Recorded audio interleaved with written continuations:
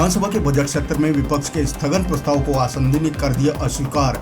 इस पर विपक्ष ने जम के की नारेबाजी। विपक्ष के हंगामे के बीच सदन की कार्यवाही 5 मिनट के लिए की गई स्थगित।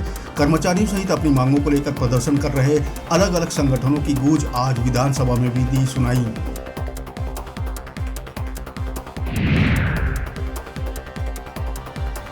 सदन में उठा बिलासपुर में छत्तीसगढ़ का दूसरा एम्स खोले जाने का मुद्दा।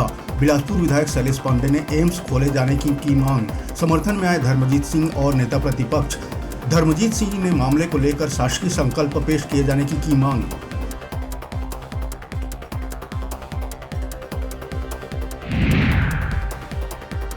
सदन में छत्तीसगढ़िया ओलंपिक पर पक्ष विपक्ष में हुई तीखी नोकझोंक।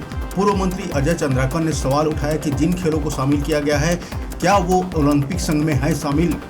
जवाब में उमेश पटेल ने छत्तीसगढ़िया ओलंपिक के आयोजन को बताया ऐतिहासिक।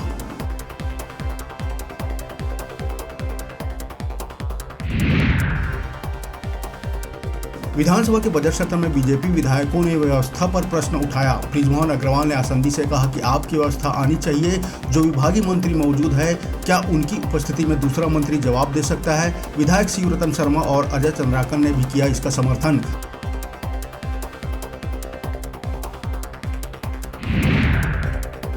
केंद्रीय मंत्री अमित शाह जगदलपुर में 19 मार्च को पहली बार हो रहे सीआरपीएफ के 84वें स्थापना दिवस में होंगे शामिल। अमित शाह के बस्तर प्रवास को लेकर निकाले जा रहे हैं कई सियासी मायने।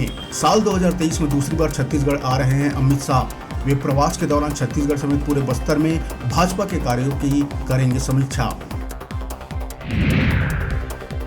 विधानसभा के बजट सत्र में आज मंत्री अमरजीत भगत ने प्रस्तुत किया आर्थिक सर्वेक्षण।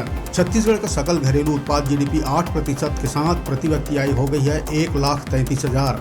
यह भारत की 7% राष्ट्रीय जीडीपी की तुलना में 1% है अधिक।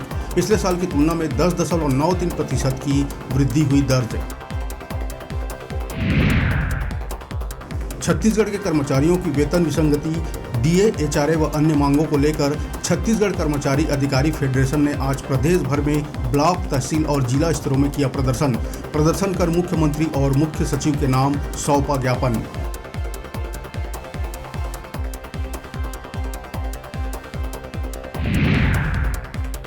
छत्तीसगढ़ में पनिका जाति को अब अनुसूचित जनजाति श्रेणी में किया जाएगा शामिल। विधानसभा के बजट सत्र में कांग्रेस विधायक विनय जायसवाल ने अशासकीय संकल्प प्रस्तुत किया, जिसे सदन में सर्वसम्मति से पारित कर दिया गया।